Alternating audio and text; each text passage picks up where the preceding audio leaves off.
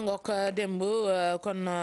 waxtaan wa diisoo yi ci yenn moment yi gis nga doyen salle bi fàttali ko mooy gan gi Abdou Gningue président club de la presse bu Sénégal moom la ñuy dalal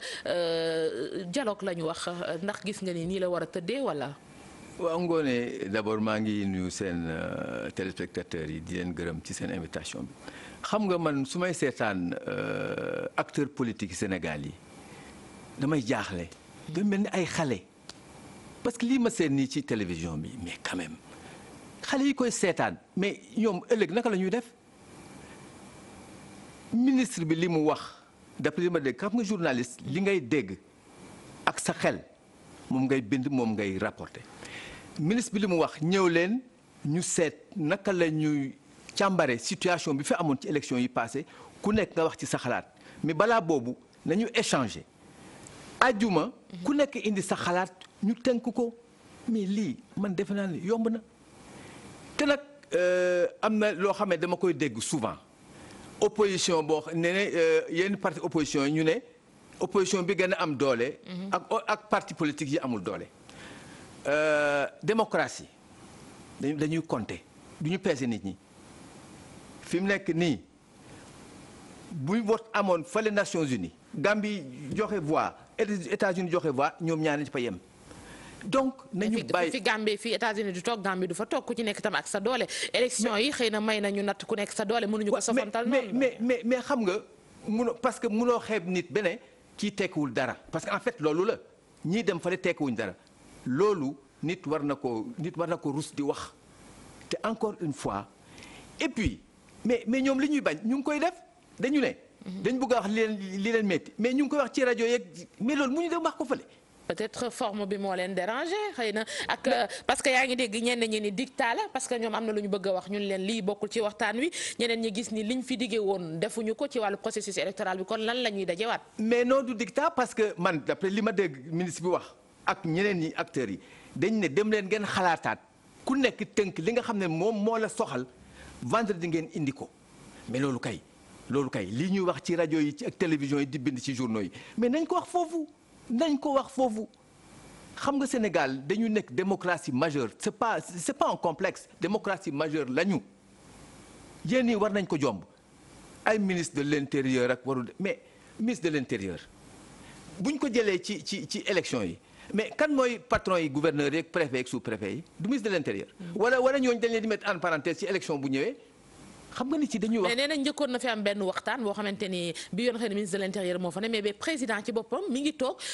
bari na ay décisions yu ñu fa jëloon jëfewuñu ko kon tey bu ministre de l'intérieur toogee gis ñu ni lu mu fi mën a changer. non xam naa li nga wax mais dama ne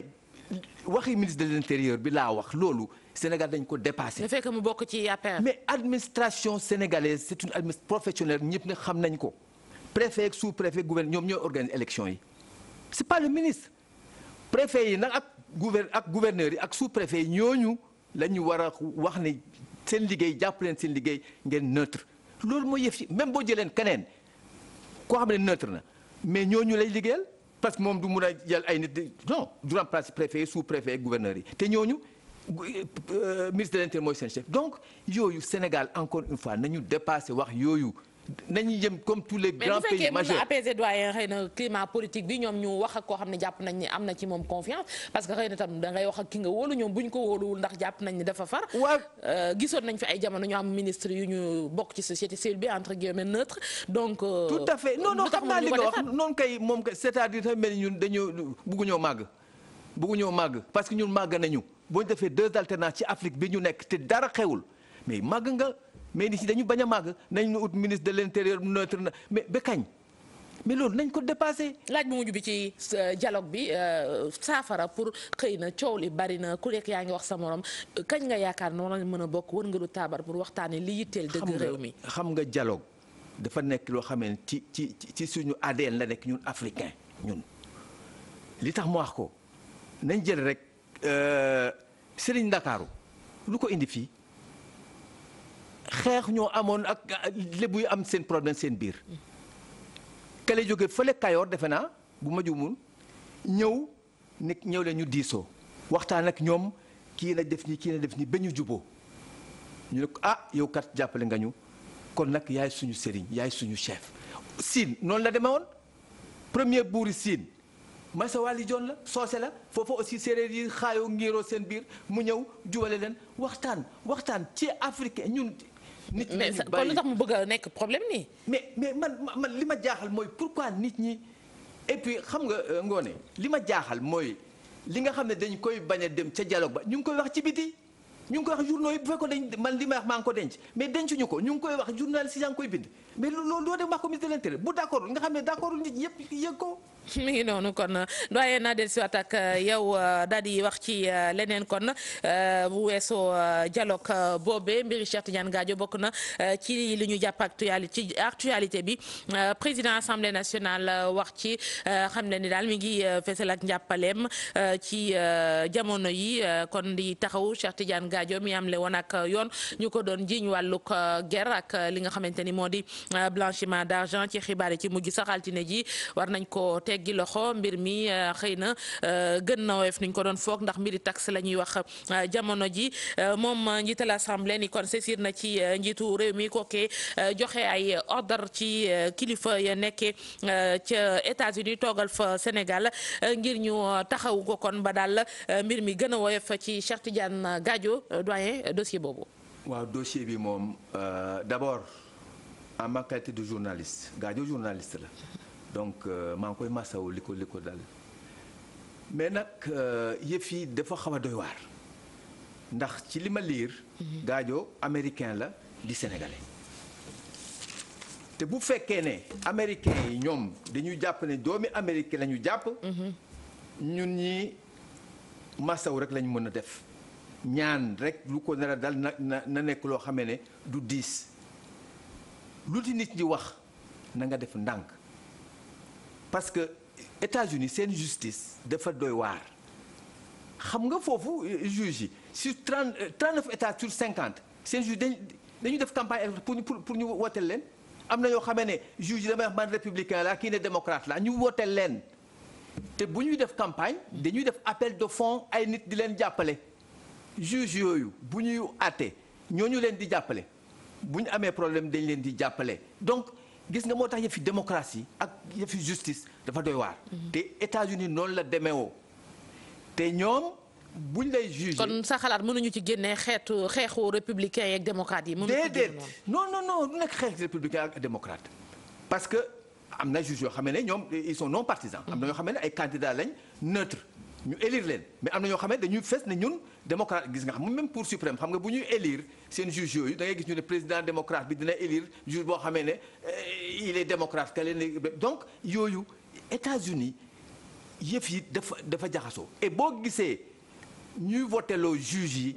ñuy def campagne pour juge yi dañuy bañ parti politique yi wala gouvernement bi di leen chef loolu moo tax ba affaire États-Unis ku ci wax na nga wax loo xamee ne na maandu parce que américain ñoom parlé wuñ dara parce que bon immunité parlementaire xam nga loolu. Gadio bu dee américain ñoom doomi américain lañ jàpp déedéet doomi américain la américain lañ jàpp du député sénégalais tu vois donc à telle enseigne que li ñu mun a def mooy président de la République dégg naa instruire na le consul pour mu dem seeti Gadio ak yooyu massawu ak yooyu mais lu ci nit wax loo xamee ne dafay jaxase xel loolu américains yi ñoom kon mbiru pot de vin yi ñuy wax ak yooyu foog gars yi maanu ci xamuñu lu nekk ci biir. waaw xam nga parce que quand même Gadio am na benn société de consultance bon est-ce que dañ ko fay ndax liggéey bi mu def wala parce que mail yi nga xam ne ñooñu wax nañ ko ay mail yi ñu génnee tey na xel. à telle enseigne que tant que man journaliste la tant que gisuma minutes yi nga xam ne moom la ñi ko accusé liiruma ko gisuma ko vraiment mënuma ci wax ni toor na war mais daal li ma mun a jàpp mooy présomption d'innocence et que Gadio am na benn compagnie de consultance et que peut-être dañ ko fay ci liggéey bi mu doxal diggante moom ak président bu Tchad ak xawma ministre affaires étrangères bu Ouganda. man daal loolu laa xalaat ne loolu la mais problème bu compliqué na parce que Gadio double nationalité la am américaine ak sénégalaise. kon jamono yi li ñu mën a def rek mooy bàyyi yoon bu États-Unis mu jëf parce que coow li muy bari keneen mënu ci leneen. kenn mënu ci leneen parce que ñoom américain ñoom dañu dëgër bopp xam nga nag ñoom surtout que nag seen président bi ñu yore gis nga ko ni mu mel dañu dëgër bopp te ñoom dañu mel ni daal falewuñ dara ba ne ko sax bu ñu organiser dara ci seen biir dañuy wax coupe du monde seen coupe bu ñu def basket seen championnat bi coupe du monde lañ ko tuddee parce que ñoom defe nañ ne ñooy àdduna bi. le monde s'arrête aux États-Unis exactement. ci wàllu est-ce que du firndeel tam xëy na coow yu ñuy wax ci wàllu pétrole yeeg yooyu foog gars yi di ci tey ci xeetu dossier yooyu jamono ju ñu naan Sénégal am na gaz am na pétrole. mais absolument parce que yooyu yëpp dafay li ñuy wax aiguiser appétit gis nga di nga am ñu bëri ñoo xamee ne ñu ngi seet naka la ñu def ba ñëw pétrole seen ñu am ci te dinañ jaar nag ci ay nit homme politique yi wala ñu jaar ci ay lobby yoo xamee ne kenn xamul nañu def ndànk suñ pétrole bii nañ ko sàmm te xam ne sénégalais yi ñoo ko moom bañ a def ni nga xam ne yeneen dëkk yi def nañ ko ba am ay problème parce que Sénégal yàlla xéwal na ñu am loolu. ñu déglu ci dossier boobu doyen ki nga xamante ni moom moo di Moustapha Guirassy moom li mu bëgg moo di gars yi tey ci mu naqarlu sax nee na ñoo xamante ni traité nañ ko information bi ñu déglu ko ak Pafara Gningue. metti na ma lool ni ma gisee démb ak tey information bi ni muy demee dama bëgg rek ñu am benn retenue ni nga koy ironiser di oyofal mbir bi dafa nekk lu dangereux ndaxte étranger ak tey jii ñaata dirigeant wu Afrique la ñu tëj kaso wala la ñu yàqal rey leen simplement parce que jàpp nañu bitim réew ni ñi kat nii la ñu def et cetera ku nekk ak sa justice ku nekk ak ni ngay gisee àdduna Gadio kat li ñu xam ci moom mooy ministre bu jub la Gadio li ñu xam ci moom mooy c'est un panafricain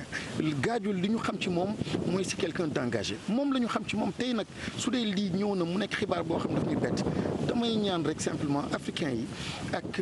sénégalais yi ñu mën a jouer d'abord carte solidarité mooy fësal image joo xam ne am nañ ko ci moom wante di ko reetaan di ko présenter d'une certaine façon loolu mettitu naat on va se battre aussi pour une solidarité parlementaire on va se battre pour le respect du député de son immunité parlementaire et c'est pas le seul combat des députés Sénégal ci boppam moo war a jox gëdd cër ak député. Moustapha Guirassy da nga am impression doyen dañ koy ni mu koy waxee reetaan ak kookali. waaw parce que am na yenn kii yu ma lire ci site yi vraiment loolu baaxul di ŋàññ Gadio di ŋàññ parti di ŋàññ non je crois que fi mu nekk nii solidarité moo ñu war mais nag solidarité bu ànd ak xel.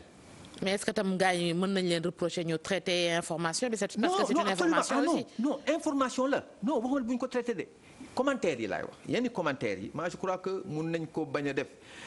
monsieur Guirassy bon li mu wax d'accord immunité foofu ñoom bu ñu nee américain lañ jàpp immunité parlement amu fa. ci ki ñu jàpp noonu Gadio nekkul député américain. ni sénateur ou membre de la maison de représentant donc citoyen américain booy xam dañu def loo xamee ne gis nga américain dañ lay topp damay jox benn anecdote man bi ma fa nekkee def naa presque 6 ans ba ma fa nekkee toog naa ba ñu yónnee ma benn lettre ne ma waaw ndax doo ñëw nekk dugg ci armée américaine parce que pour nga dimbali seen mbokki arab yi ndax suma tur armée américaine bind ma de. dafa ne man Abdou arabe la donc ndax doo ñëw pour te dire que nga Amérique boo nee cëpp yor ay kayit loo def ñu ngi koy gis donc ba tax na ni ma wax rek mooy les faits ñun journaliste loolu la ñu jàngal mais yooyu tax ñiy jàpp ko depuis 2014 ne lañ koy topp. ba léegi xel tey na daal man daal. bëgguma def ay commentaires. mi ngi noonu kon ñu déglu yoonu États-Unis ni muy mujjee ak Cheikh Tidiane Gadio gërëm la bu baax doyen Abdou Gningue président club de la presse du Sénégal ñu lay jaajëfal sa teewaay. merci beaucoup Ngoné. merci doyen bonne journée.